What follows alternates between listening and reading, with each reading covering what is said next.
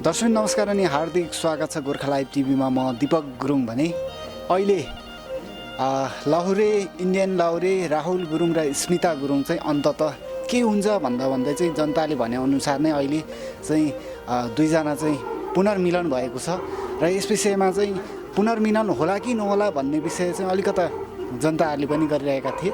यस विषयमा चाहिँ खास के हो त, हामी यसको बारेमा चाहिँ फ्याक्ट चेक गर्दैछौँ। खास कसरी पुनर्मिलन भयो, के कारणले भयो, धेरैजनाले भन्नुभएको थियो अब यो पुनर्मिलन हुँदैन, यसमा चाहिँ कुनै पनि हालतमा पुनर्मिलन हुन सक्दैन भन्नुभएको थियो। यस विषयमा हामी कुराकानी गर्दैछौँ। कुराकानीका लागि हुनुहुन्छ समाजमा भएका घटनाक्रमहरूलाई चाहिँ निहालेर जस्ताको त्यस्तै आम दर्शकलाई छर्लङ्ग पार्नुहुने पुण्य गौतम हुनुहुन्छ। पुण्यजी, हजुरलाई स्वागत छ। धेरै धेरै धन्यवाद, नमस्कार। हामी आज लाहुरे इन्डियन लाहुरे राहुल गुरुङ र स्मिता गुरुङको चाहिँ फ्याक्ट चेक गर्दैछौँ है, जनतालाई क्लियर पार्यौँ। उहाँहरूको चाहिँ धेरैजनाले भन्नुभएको थियो चाहिँ उहाँहरूको पुनर्मिलन हुँदैन भन्ने खालको धेरैले भन्नुभएको थियो।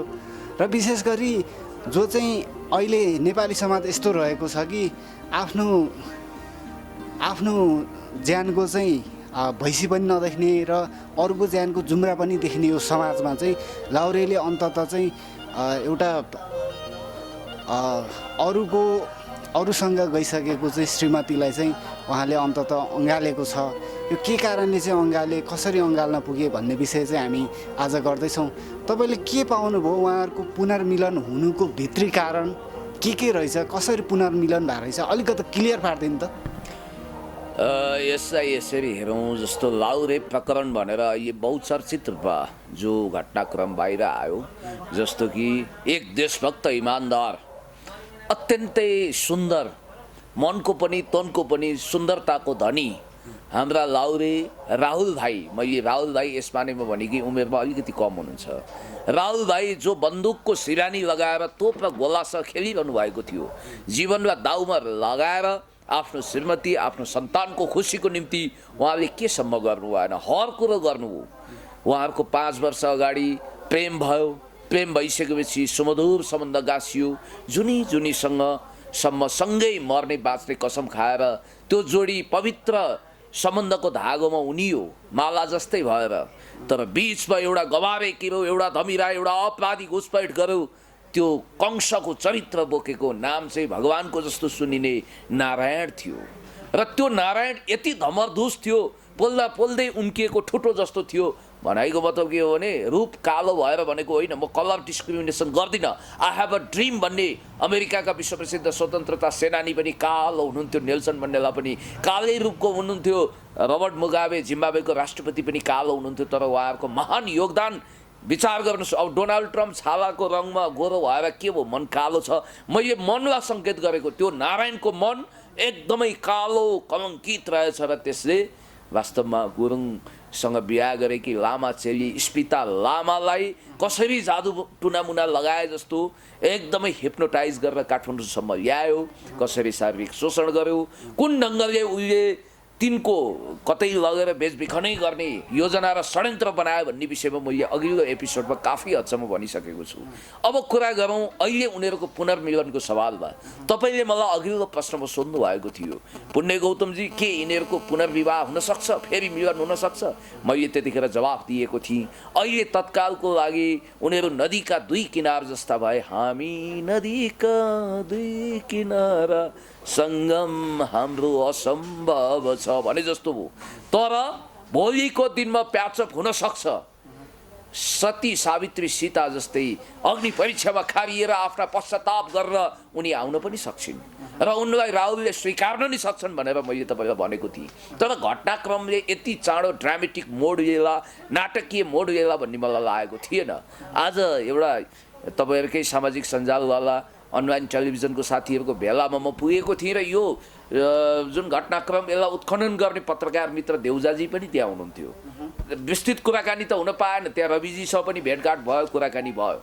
त मैले भन्न खोजेको कुरा के भने यो चर्चा, यो विषयले यति ठुलो स्पेस पायो कि आज एकजना ठुला विश्लेषक, हाम्रा गुरु जस्ता युनिभर्सिटीका प्रोफेसर विश्लेषक केसीज्यूले भन्नुभयो यस्ता विषयलाई सामाजिक सञ्जालको म्याटर बनाइनुहुन्न। तर म भन्छु जनताले हेर्न चाहेको सुन्न चाहेको समाजशास्त्रीय कोणबाट मानवशास्त्रीय कोणबाट यो घटनाको विषयवस्तुलाई विश्लेषण गर्नुपर्छ।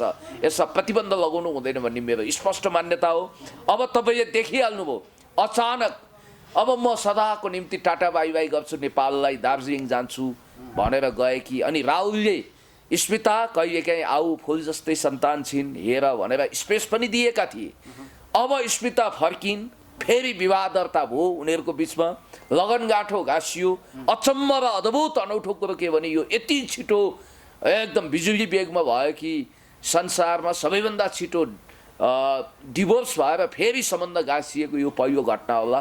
साउथ इन्डियन फिल्ममा जस्तो हो सुजेन, अलिकति म तपाईँलाई भन्छु बलिउडमा सुजेन र ऋतिक रोशनको पनि प्याचअप हुने सम्भावना छ, किनभने सबभन्दा महँगो डिभोर्स उनीहरूले गरेका थिए। एन्जेलिना जोली र ब्याड पिटको बिचमा पनि सम्बन्ध गाँसिएको छ। अब यसमा यस्तो हो, मैले के भनेको थिएँ भने हिलरी क्लिन्टनले जसरी बिल क्लिन्टनलाई मोनिका लेविन्स्की काण्डमा दण्डित गरेर डिभोर्स पनि दिन सक्थिन् अनि त्यसपछि राष्ट्रपतिलाई पनि महाभियोग लाग्न सक्थ्यो 1995मा, तर 7 खत माफी गरिदिन्। यसै गरी हाम्रा गुरुङ भाइ राहुलले अरू अप्सन हुँदाहुँदै मलाई मेरो पत्नी नै चाहिन्छ, अद्भुत माया गर्छु, म त रोमियो के अरे लैला मज्नुको लैला जस्तो हुँ, अनि रोमियो जुलियट विलियम सेक्सपियरको नाटकको म एउटा वियोगान्तक पात्र थियो होला तर म संयोगान्तक रोमियो हुँ भनेर उनले जसरी स्वीकारे। र अब फ्याक्ट चेक गर्ने कुरा जहाँसम्म तपाईँले गर्नुभयो त्यो फ्याक्चुअल कुराहरूमा जाँदाखेरि चाहिँ कतिपयले भनेका छन्, शङ्का गर्नेहरूले गरेका छन् यो केवल देखावटी हो, यहाँ फेरि पुनर्मिलन भएको होइन, अहिले समाजको आँखामा धुलो छ्यापेको हो र अब लाउरे आफ्नो बाटो लागिसके, लाउरिनी पनि लागिसकिन्, त्यहाँ बहुविवाह आदि इत्यादिको सम्भावनाकोलाई टार्न यसो गरेको हो भनेर। खबरदार यस खालको गोइबल शैलीको दुष्प्रचार नगरौँ।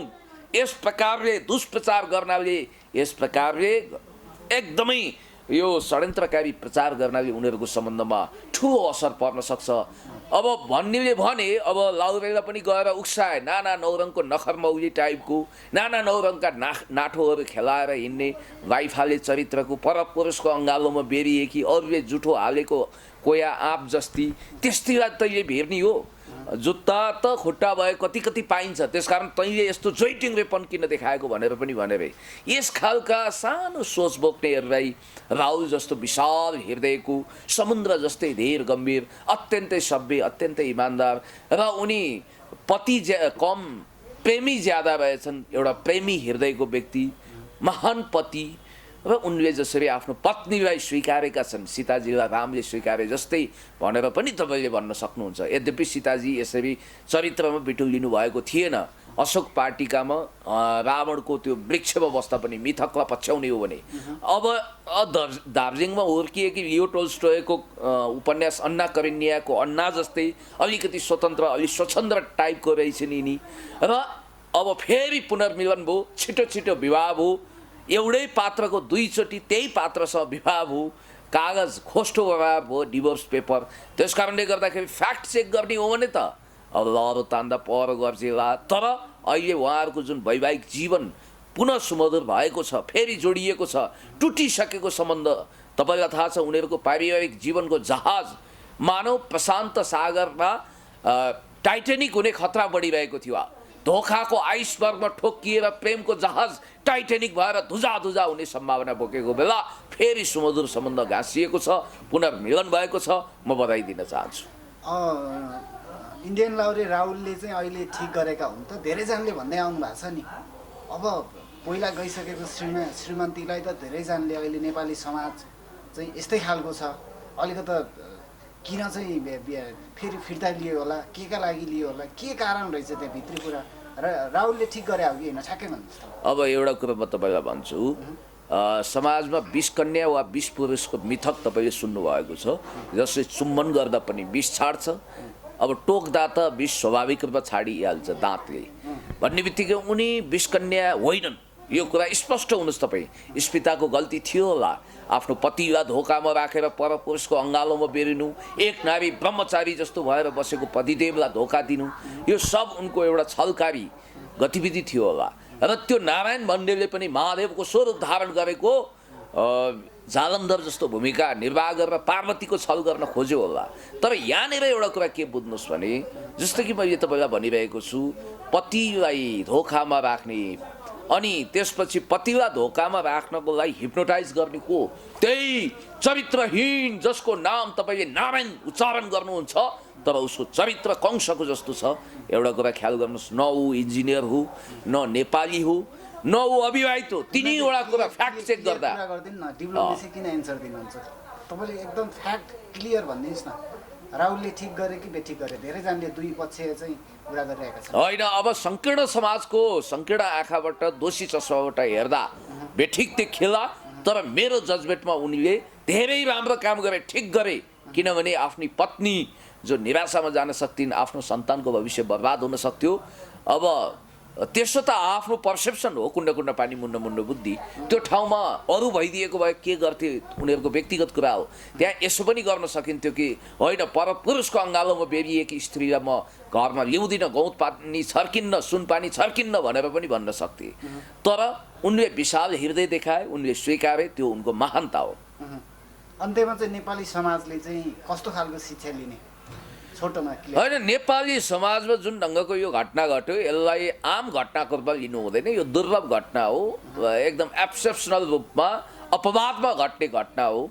र अहिले पनि हाम्रा आमा दिदीबहिनीहरू 80% गाउँ घरमा रहेका, सहर बजारमा रहेका आमा दिदीबहिनीहरू आफ्नो चरित्रमा छन्, पति भक्ति गरिरहेका छन्। पत्नी भक्त पतिहरूको पनि कुनै कमी छैन। आफ्नो पति वा पत्नीलाई धोकामा दिएर 484 डुल्ने, तिउन चाख्ने, घाट घाटका पानी खाने, अरूलाई बर्बाद पार्ने मान्छेबाट समाजको भलो हुन सक्दैन।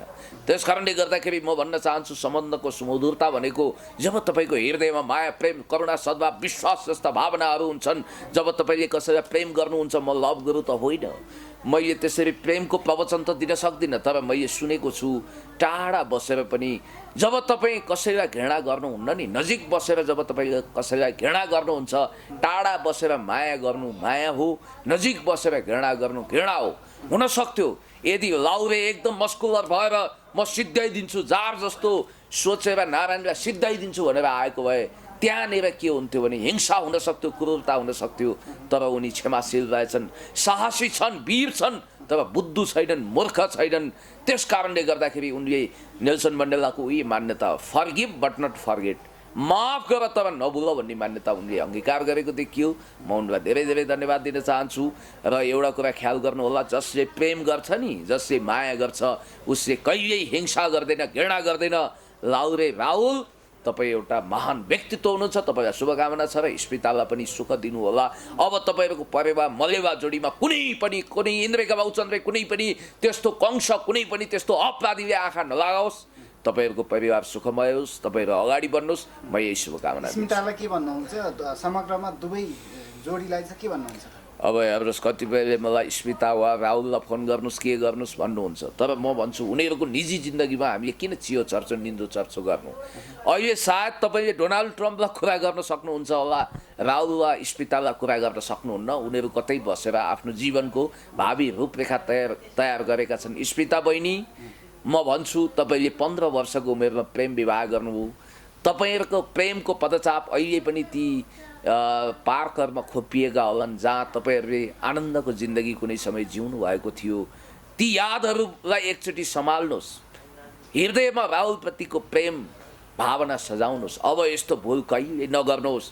जुन भुल तपाईँले गर्नुभयो, जसको कारण राहुलको जिन्दगी झन्डै झन्डै डुब्न थालेको थियो, तपाईँ पनि समाप्त हुने डिलमा पुगिसक्नु भएको थियो।